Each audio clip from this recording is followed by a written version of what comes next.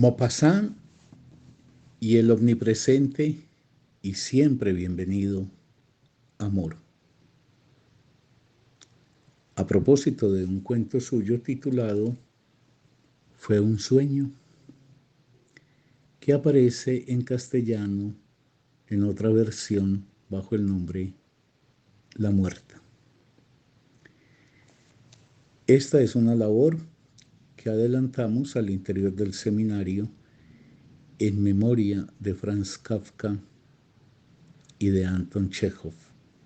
Seminario que ha abierto sendos meses para conmemorar a otros dos grandes escritores de la cuentística universal, Guy de Maupassant y Edgar Allan Poe.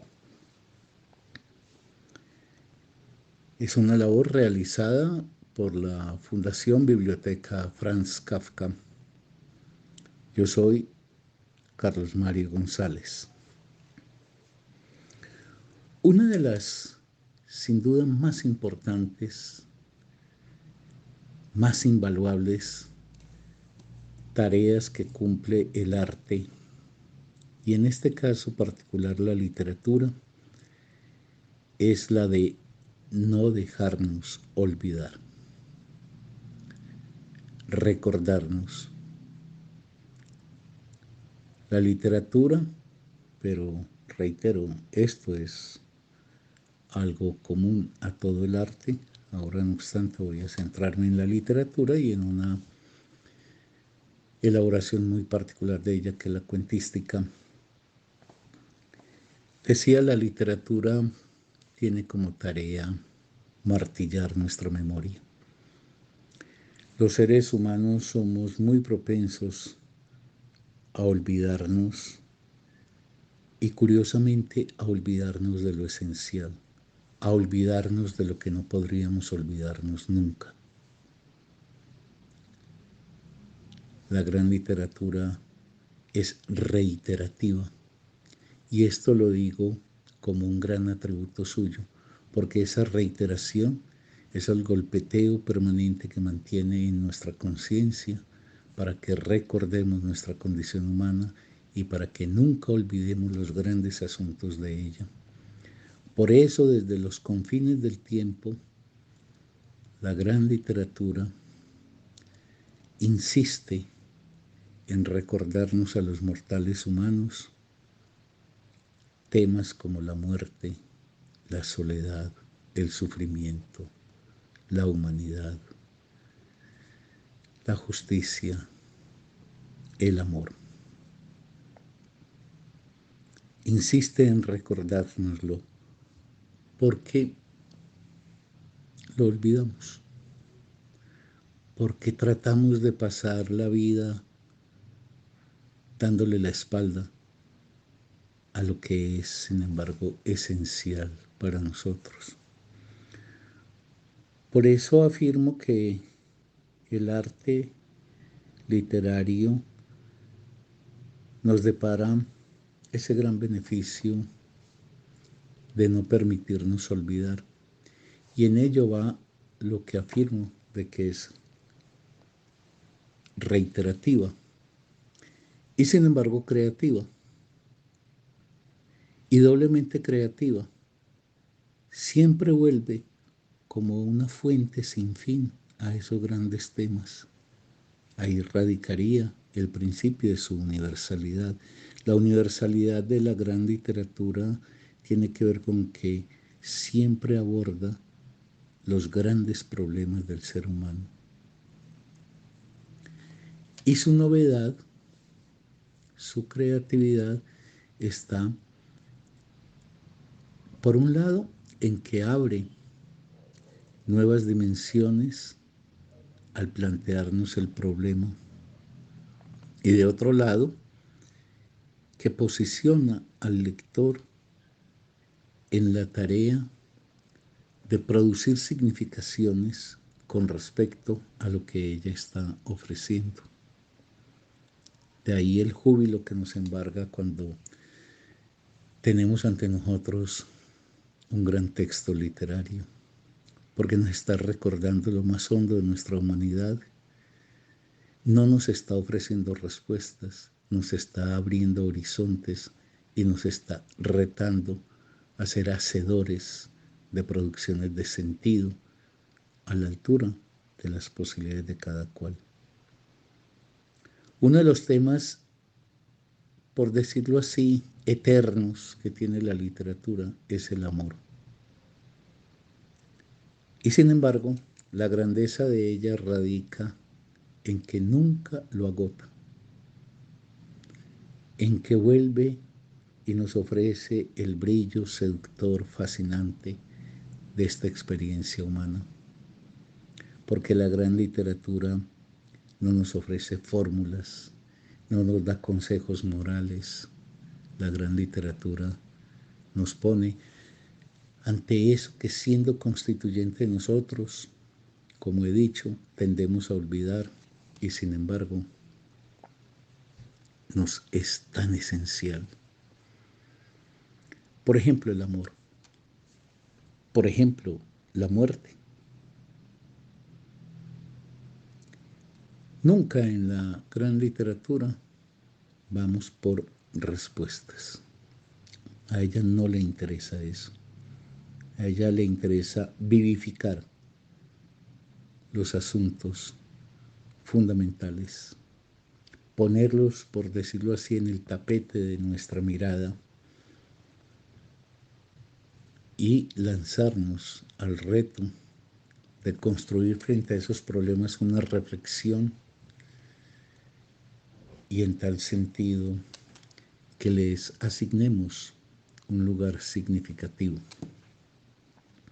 Digo, asuntos reiterados a lo largo de los siglos en la gran literatura y en general pues en todo el arte, el amor y la muerte. De ahí que cuando a finales del siglo XIX, Guy de Maupassant una vez más vuelve a estos dos temas, leemos el cuento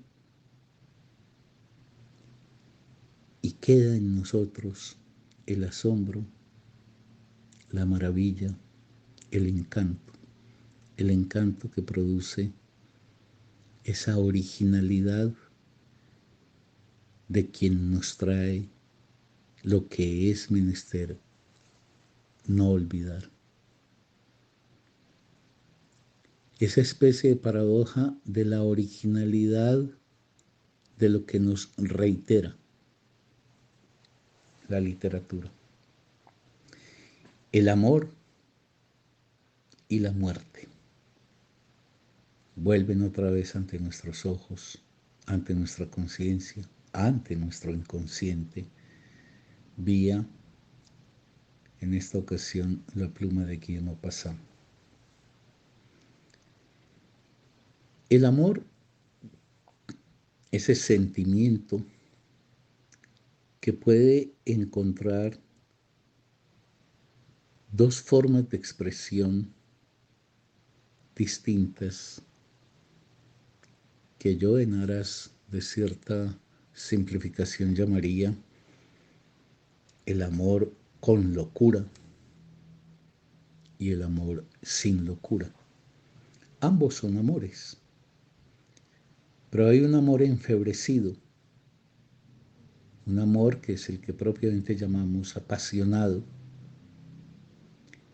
y hay un amor sobrio, un amor sosegado, un amor que podríamos llamar normal. Aquí lo más importante, en mi opinión, es no entrar en una forma de análisis que es muy frecuente, y es que al abordar el tema del amor, o unos exaltan el amor apasionado como si fuera la única experiencia amorosa, u otros reniegan de este para hacer brillar las virtudes de lo que pudiéramos llamar el amor normal. Soy de la idea de que ese sentimiento que puede cobrar la forma excepcional de la pasión o la forma más habitual de lo normal, ese sentimiento en esas dos manifestaciones no hace con ninguna de ellas una negación de la otra. Que hay un amor loco en el buen sentido de la palabra loco, es decir, que nos saca de los trámites habituales de nuestra vida, que nos genera una gran pasión, no solamente por un objeto amado, sino a raíz de esto, por la vida. Se opone al amor cuerdo, al amor calmo, al amor sosegado, al amor, digamos, de todos los días, pero es una oposición que no debe tomarse en forma partidista, o el amor con locura o el amor sin locura. Son dos versiones del amor. Y allí donde acontezca, hay que examinarlas es en función de la forma particular en que esa experiencia, sea la apasionada o sea la normal, embarga al sujeto, lo posee e incide sobre él. Al amor, como a cualquier sentimiento, hay que medirlo, es en función de los efectos reales que produce en un sujeto, ya sea para amplificar sus posibilidades vitales o por el contrario, porque puede acaecer eso, para reducirlas. Esta es una época que ha hecho, en mi opinión, a nombre de una equivocada interpretación de la versión romántica del amor apasionado, o mejor, lo digo con más claridad. El amor apasionado ha tenido una versión que es la romántica, y el romanticismo indujo, entre otras cosas, a la servidumbre por parte de quien era objeto de eso. Por ejemplo, fue un mecanismo que a lo largo del siglo XIX y de allá para acá fue factor de dominación y sometimiento de las mujeres. Pero a nombre de esa versión del romanticismo, que es una versión del amor apasionado y que no subsume el conjunto de esta experiencia humana, a nombre de eso se ha cometido una diatriba general contra la pasión amorosa. Yo quiero insistir en mi punto de vista, que no se trata de hacer opciones como si estuviéramos dirimiendo entre cosas factibles de ser asumidas o desechadas por la conciencia.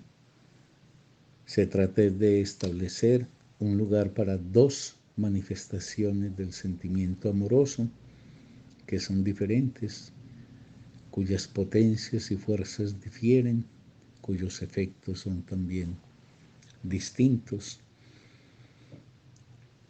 y que hay que examinar en función de los efectos y consecuencias de potenciación o debilitación que producen en la vida del sujeto.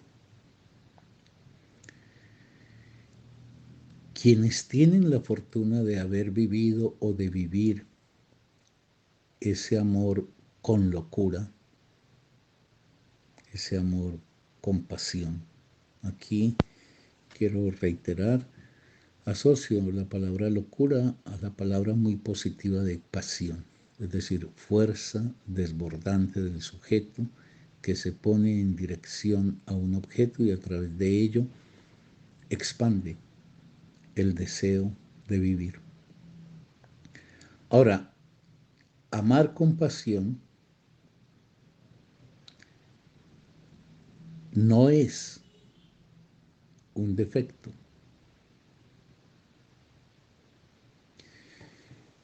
No gozar de la fortuna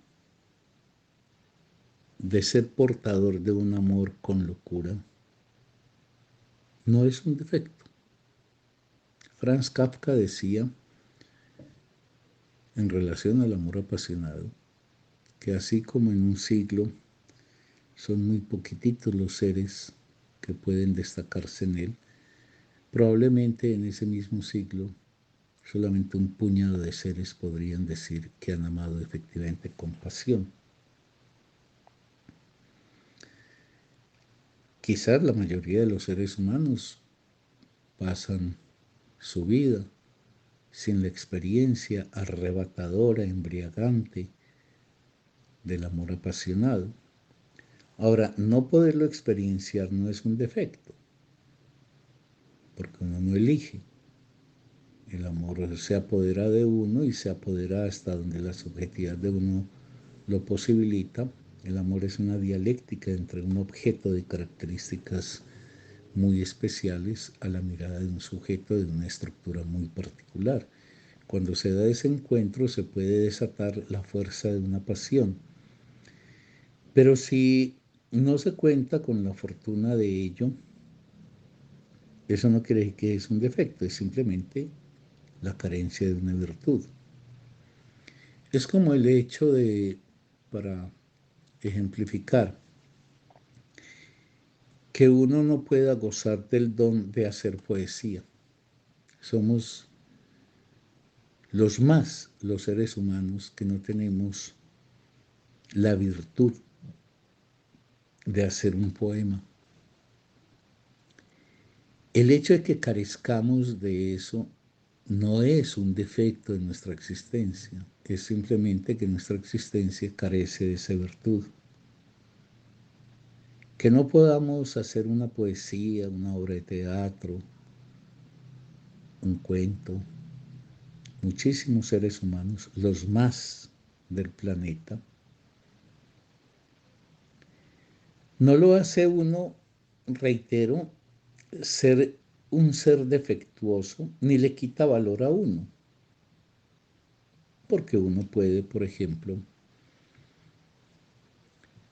encontrar en esa experiencia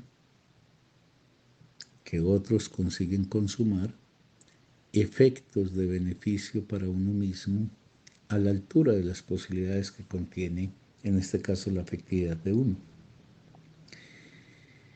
Este cuento de Maupassant, que, como dije al comienzo, vuelve a trillar sobre un tema siempre presente por el ser humano, aunque éste tienda a olvidarlo,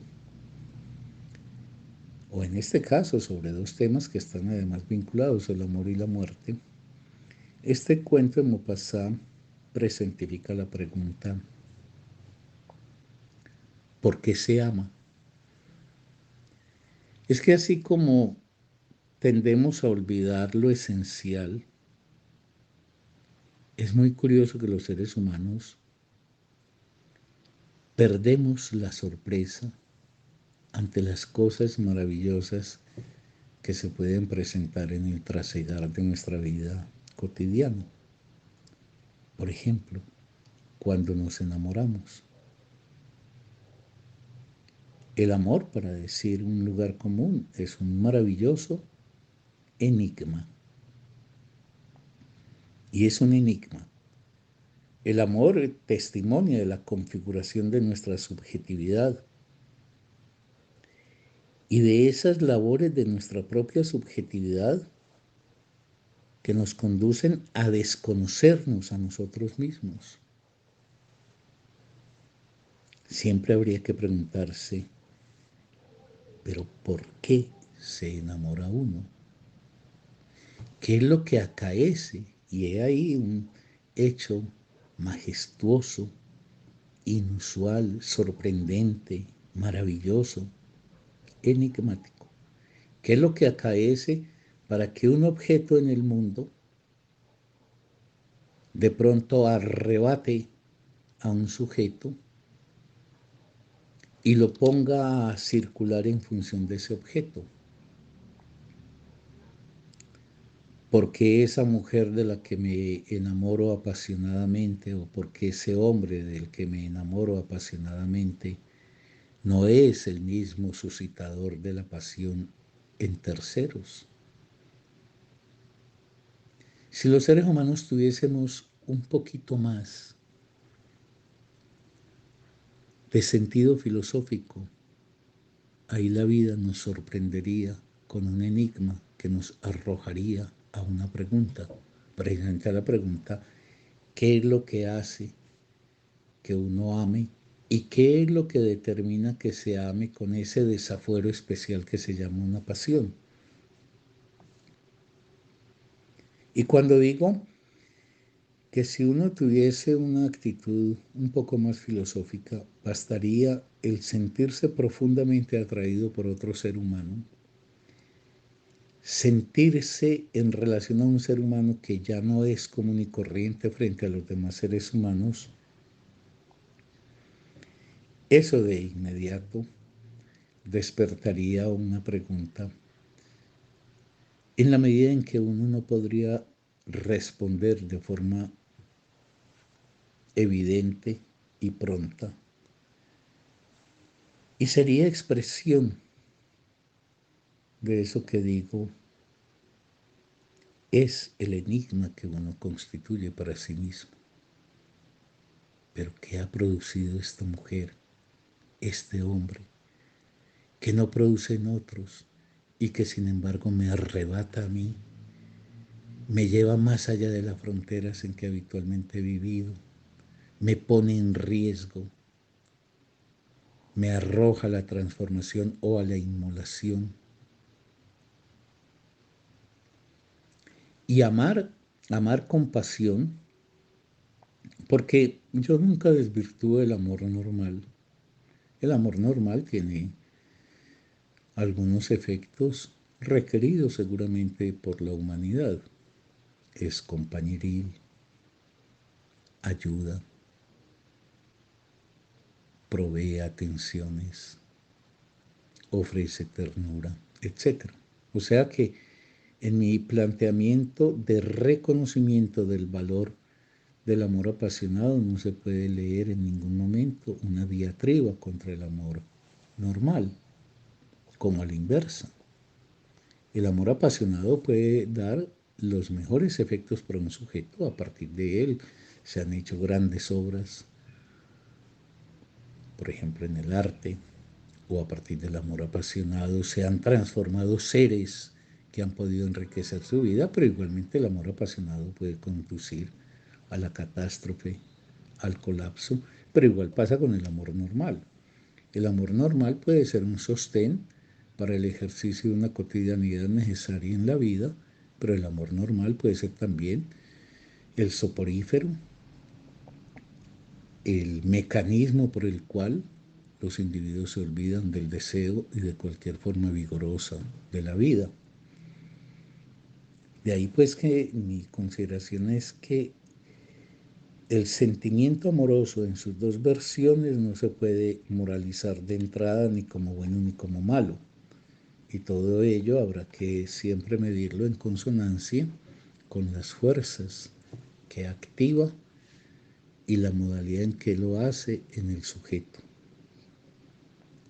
Pero venía diciendo, y esta es una de las formas en que el gran arte tanto nos ayuda, es que él nos dice, sos un desconocido para vos mismo.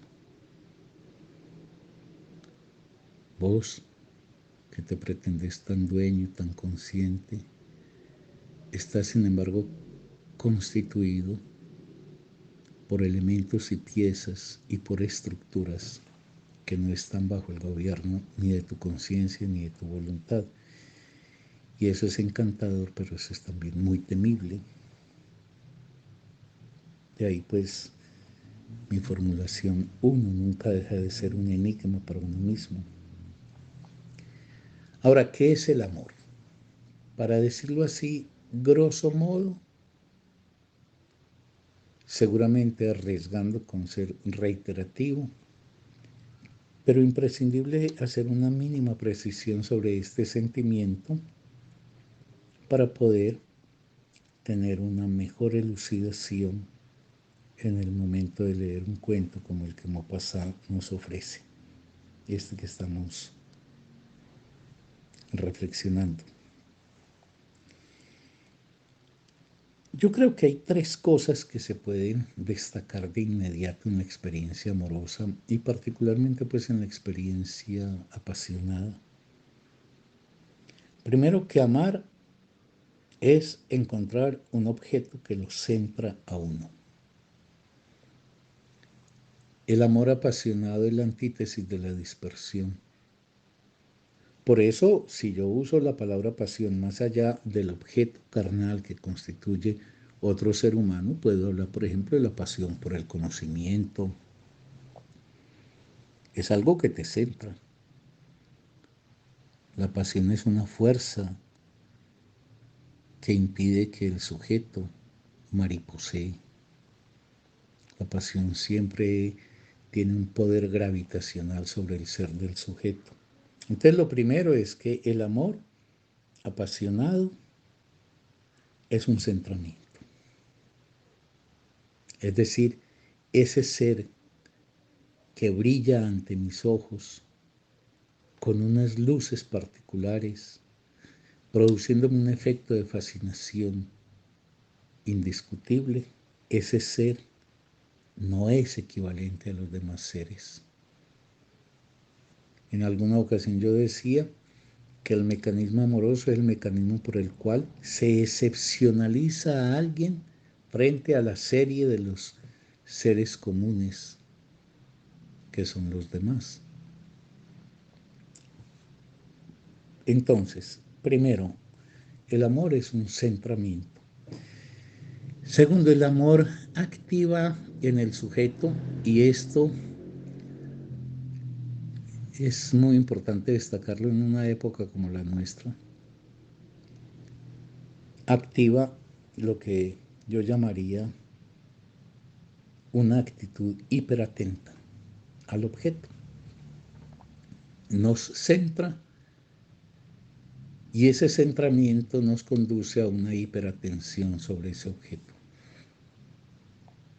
Y digo que es muy importante porque esta época nuestra es una época elusiva, es una época dispersa, es una época de la prontitud para llegar a algo y la prontitud para abandonarlo. Esta es la época de el espíritu como mariposa, en todo, en las ideas, en los sentimientos. Entonces, ahora poso mi atención aquí, al minuto siguiente estoy saliendo de ahí para otro lado.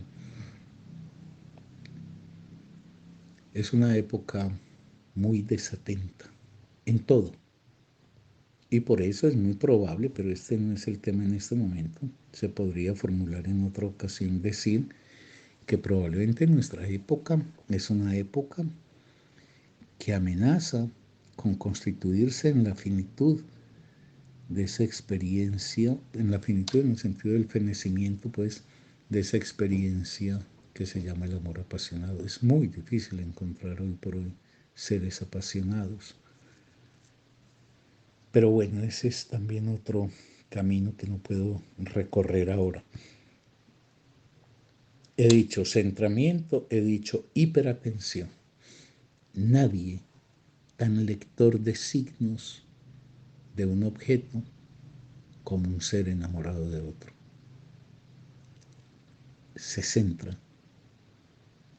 Pero ese centramiento no es inocuo, ese centramiento es una vocación de recepción de signos para proceder a un trabajo interpretativo. Y ese sería el tercer rasgo que podría uno relevar para destacar la experiencia amorosa apasionada, es que pone en el sujeto una labor de sobreinterpretación. Cuando digo sobreinterpretación no lo digo peyorativamente, quiero decir que trabaja incansablemente en la interpretación del objeto amado. Un enamorado atiende al objeto amado en una lectura impenitente de todo lo que proviene de él. Por eso tiene una sed de saber de su historia, de sus anhelos, de sus ilusiones, de sus fracasos, de sus miedos. Lee sus procederes, etc. Y todo esto puede ser en función de efectos que podríamos llamar lo mejor o también lo peor. Por ejemplo, una vertiente peligrosa de la experiencia amorosa conducente a ese desfiladero de lo peor son los celos. Pero ahora lo que me interesa es radiografiar en general este sentimiento, su fuerza y su potencia. Y cuando digo que el amor centra, hiperatiende y sobreinterpreta, estoy diciendo que el amor sí tiene una especie de característica, nos atrapa. Pero hay gente que piensa que todo atrapamiento es negativo. No todo atrapamiento hay que reprobarlo, porque hay atrapamientos que paradójicamente son los desatadores de las mejores fuerzas creativas del sujeto. Atrapado en una mujer, Goethe, por ejemplo, en Carlota Buff, produjo los sufrimientos del joven Werther.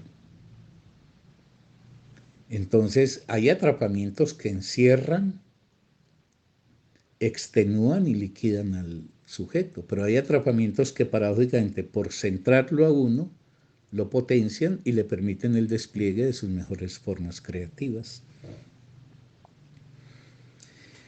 Ahora, en el relato Maupassant conecta el amor con la muerte.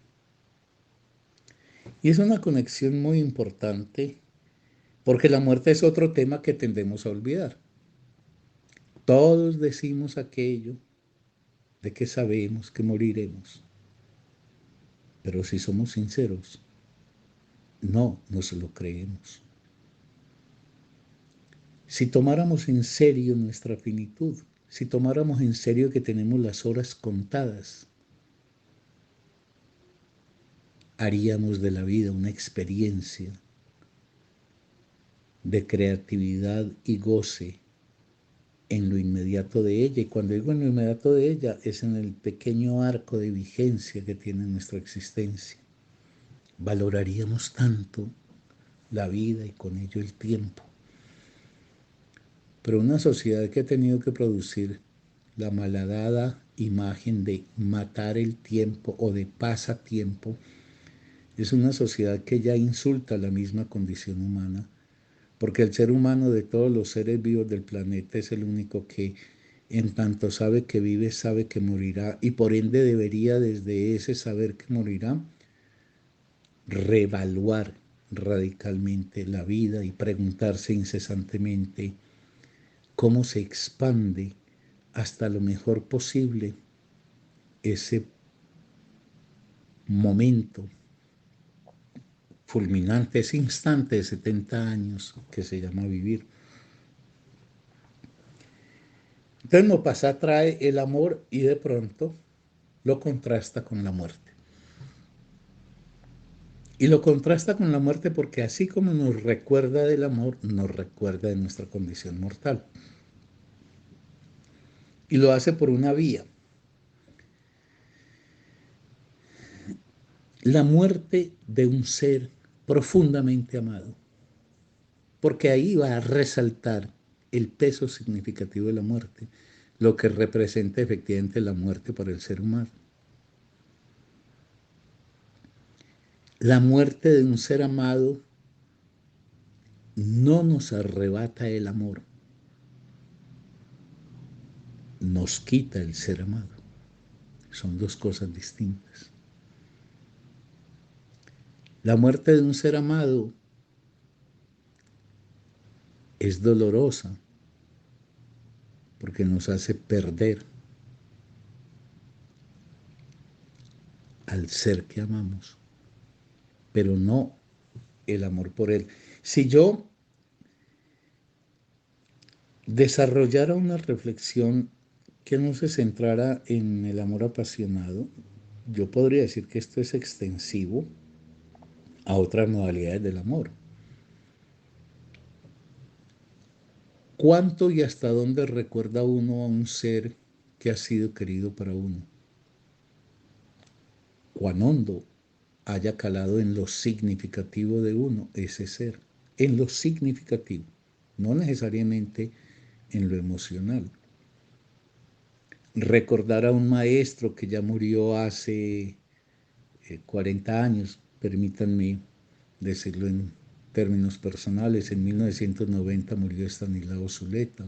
Él fue un maestro impagable para mí en la gratitud que le debo por todo lo que me aportó. Han corrido desde entonces 33 años y Estanislao Zuleta sigue presente en mi recuerdo por el afecto, por el amor que sentí por él y un amor que está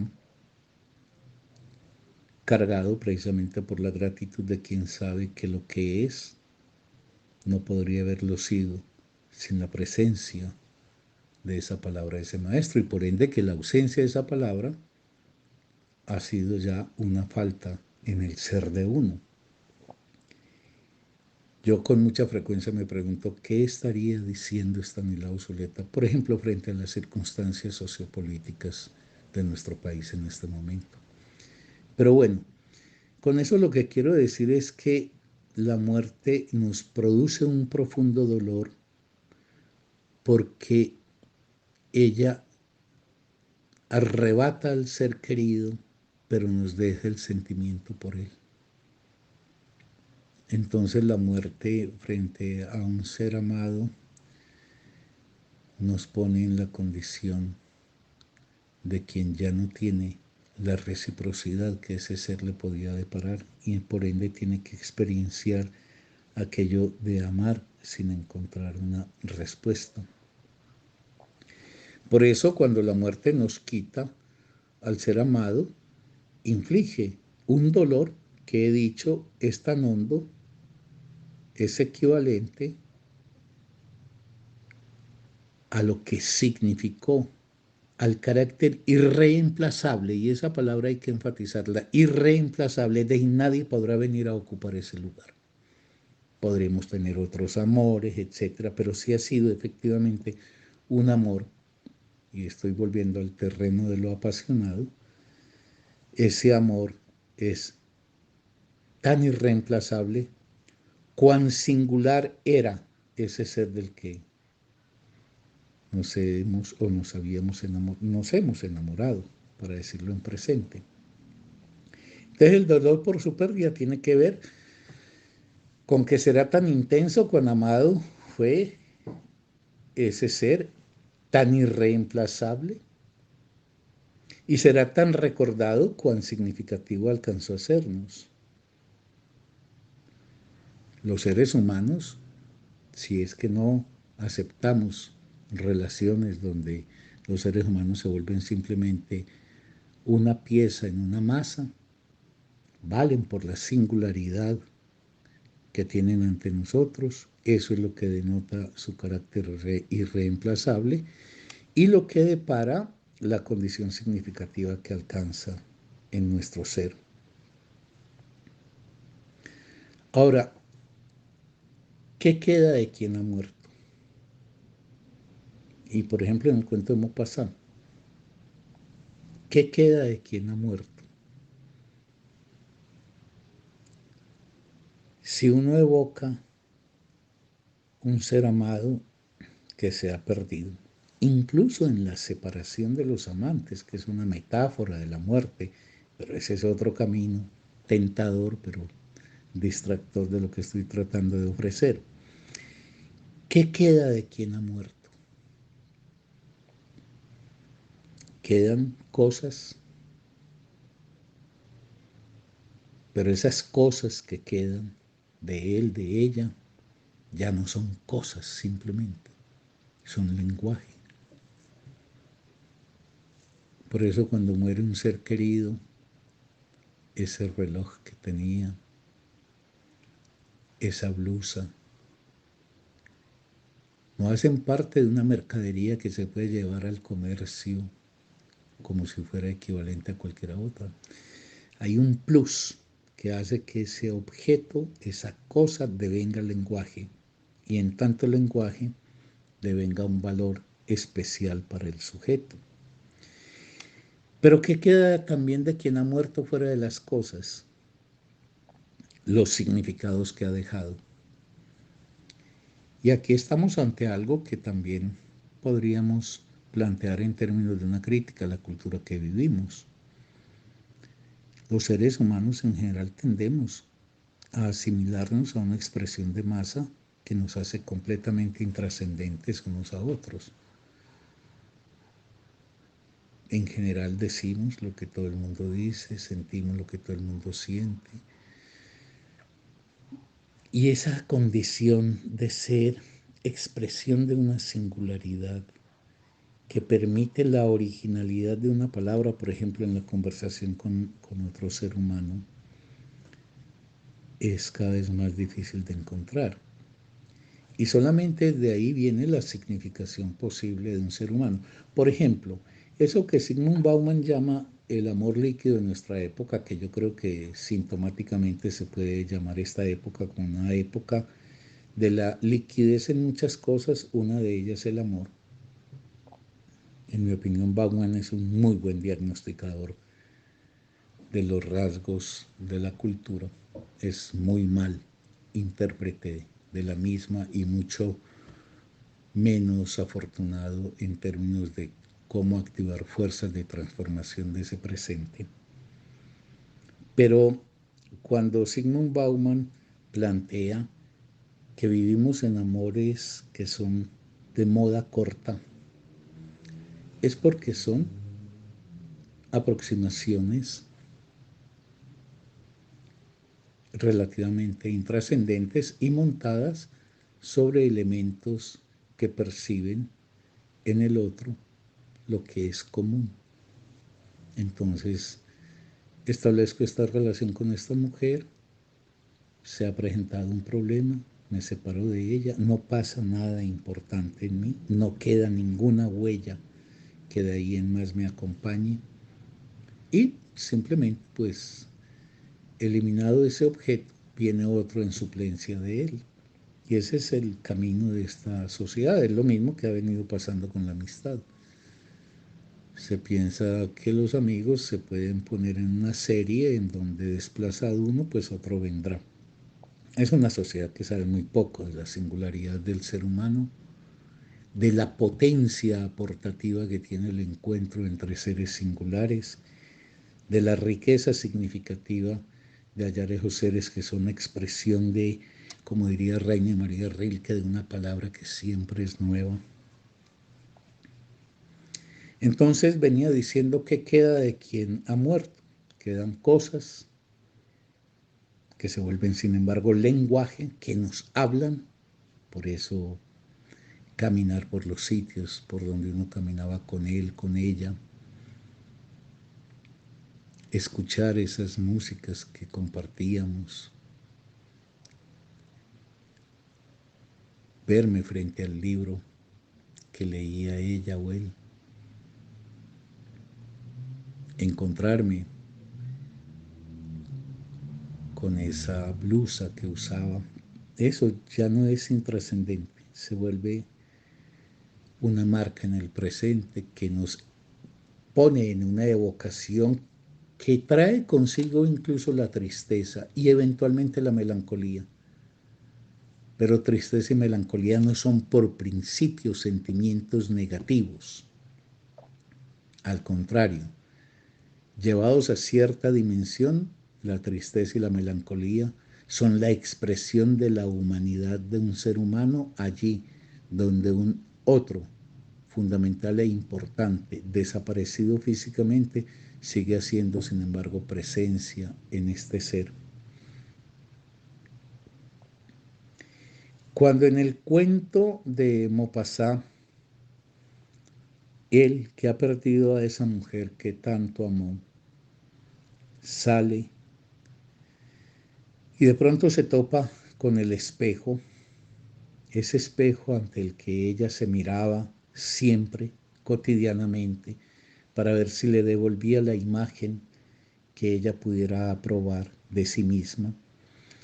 Un espejo es una maravillosa metáfora del existir humano, porque el espejo es siempre una presencia, incluso la propia de uno cuando uno se posa ante él, una presencia evanescente. El espejo es lo que nos recuerda que somos seres del aparecer para desaparecer y para desaparecer sin dejar huella.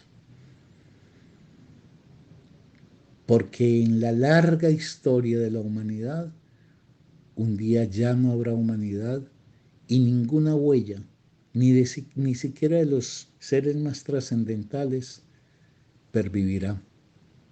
Ahí hay un elemento trágico de la vida humana.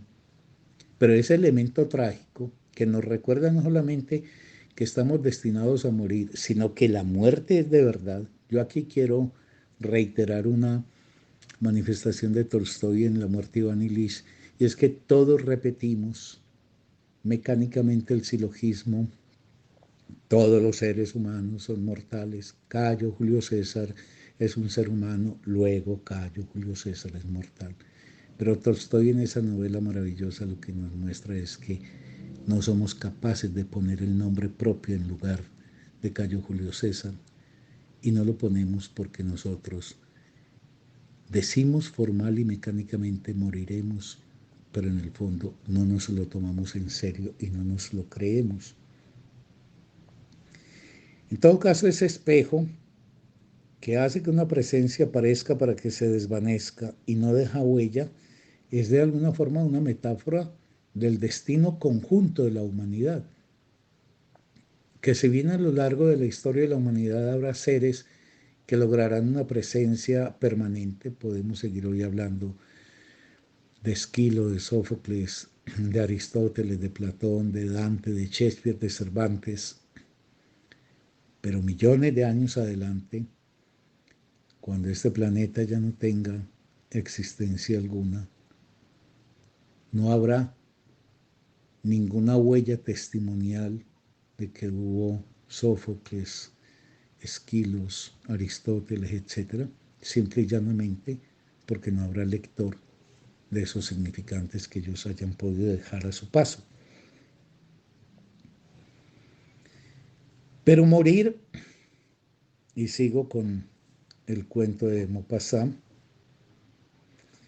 es en el fondo un proceso de descomposición.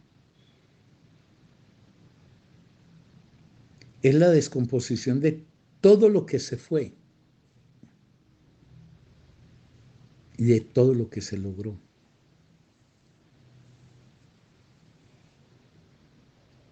Mueren los honrados y los buenos, mueren los perversos y los malos.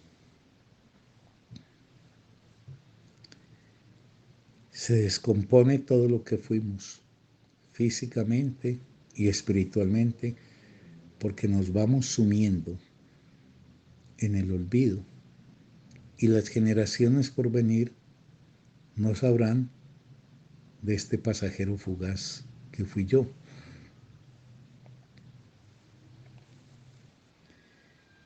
Y en el cuento de Maupassant también aparece con esa magistralidad propia de los grandes artistas,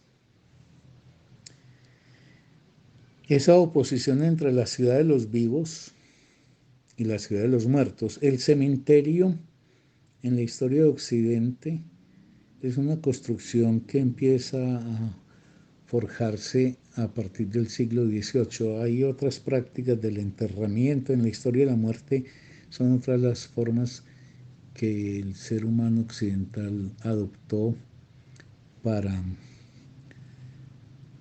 enterrar a sus muertos. Incluso convivían con él, los muertos enterraban en los atrios de las iglesias, en los altares, etc.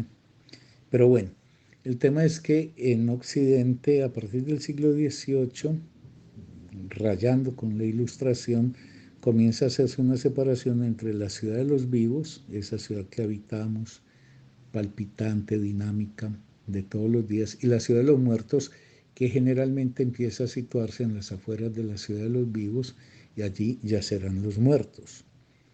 Por eso el cementerio, en la forma que actualmente lo conocemos, data del siglo XVIII.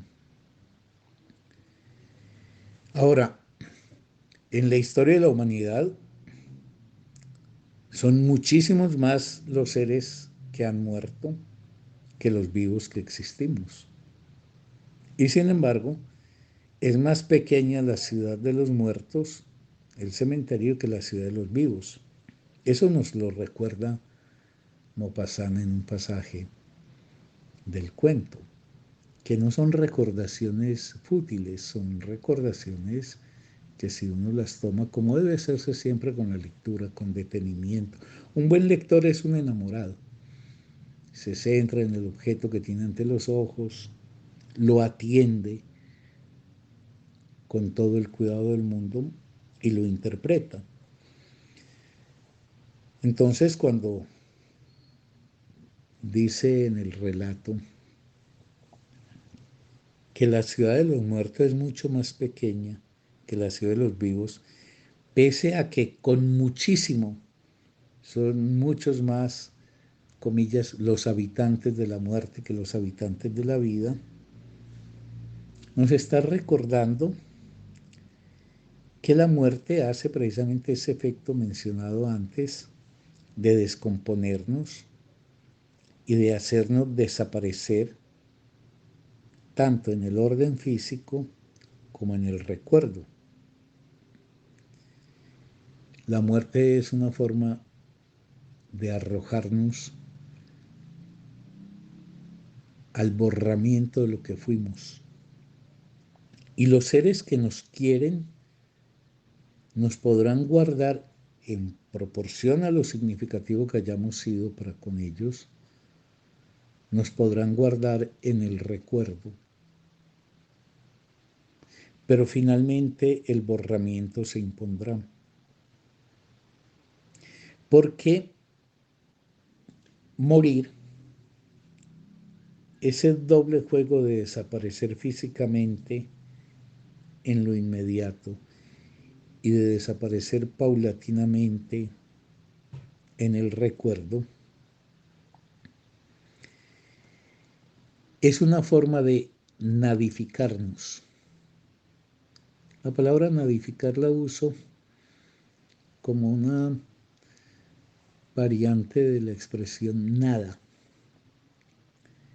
Morir es ingresar a la nada. Y la nada no es ni un ser ni un ente. La nada, nada es. Y por ende morir es llevarnos rumbo a la nada, es nadificarnos.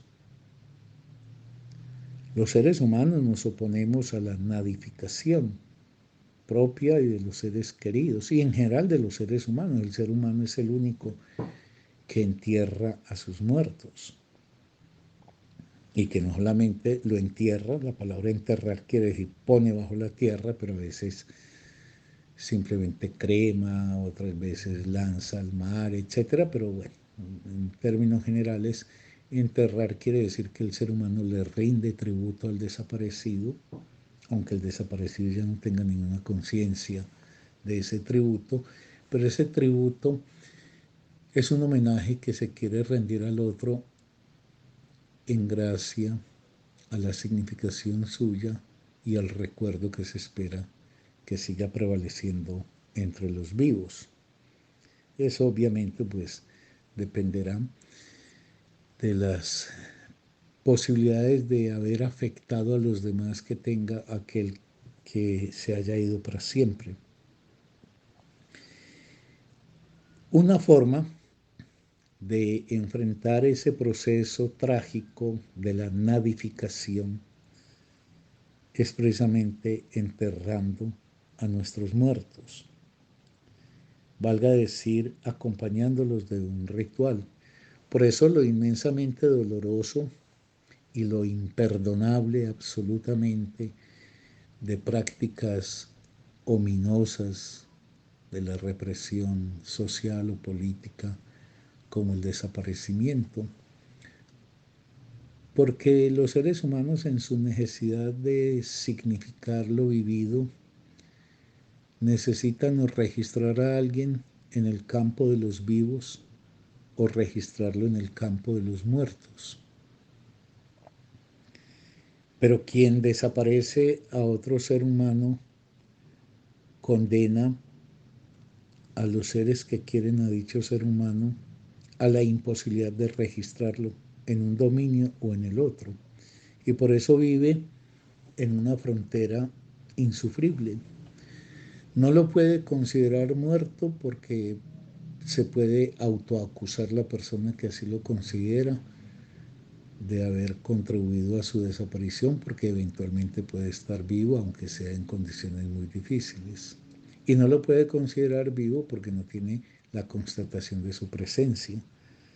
Por eso políticamente siempre será abominable, imperdonable, y una de las formas de la barbarie, de la atrocidad, la práctica del desaparecimiento de los seres, cosa que ha sido, por ejemplo, muy frecuente en una sociedad con tanto lastre doloroso como ha sido la sociedad colombiana.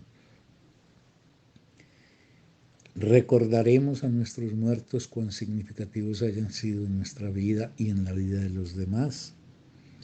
Pero fuere quien fuere, configuramos los rituales frente a su desaparición, que son esa práctica exclusiva de los seres humanos, y es que somos la criatura que entierra a sus muertos. Y los entierra independientemente incluso de si han sido buenos o malos, han sido nobles o canallas. Pero con la muerte de un ser, y esto también nos lo advierte el cuento de Maupassant, acontece que tendemos a velar el mal que agenciaban los que ahora ya han desaparecido. Por eso aquella expresión popular que no hay muerto malo, porque probablemente es un mecanismo por el cual, al velar el mal en el que ha desaparecido, hacemos un movimiento de retorno bajo la ilusión de que así podremos velar el mal que nosotros también vivos realizamos. En esto, otra vez el gran artista nos recuerda que los seres humanos somos una composición compleja y difícil, todos, sin excepción de nadie, en la que se vinculan lo que pudiéramos llamar del orden del bien y lo que pudiéramos llamar del orden del mal. Es decir, que nos habita lo mejor, pero también nos habita lo peor, y a todos. La diferencia está en la fuerza de contención o de elaboración y transformación de la pulsión hacia el mal, hacia el daño que nos habita, que en algunos esa pulsión se desafuera y se manifiesta y se expresa, y otros la vuelven más bien una forma de poder hacer una reelaboración, por ejemplo, creativa. En fin, el cuento de Guy de Maupassant es un cuento que, para terminar con lo que señalaba al comienzo, cumple esa tarea que siempre tendremos que agradecer, de recordarnos nuestra humanidad, de recordarnos lo mejor de ella. Por ejemplo, las formas intensas del amor, de luchar para que esas formas intensas produzcan los mejores efectos y no se descalabren hacia los precipicios de lo peor. Pero también el gran escritor nos recuerda que estamos signados inevitablemente por el destino mortal, y que esa muerte va en serio, y que precisamente porque la muerte va en serio es que es tan importante repensar la vida que tenemos y el ser que somos. Y en eso conjugar esa dialéctica amor-muerte para que cada uno de nosotros pueda hacer de su propia experiencia tan efímera, en esta vida tan efímera, contra ese telón de fondo inmemorial que es la muerte, que cada cual pueda hacer de su experiencia lo mejor que le sea posible.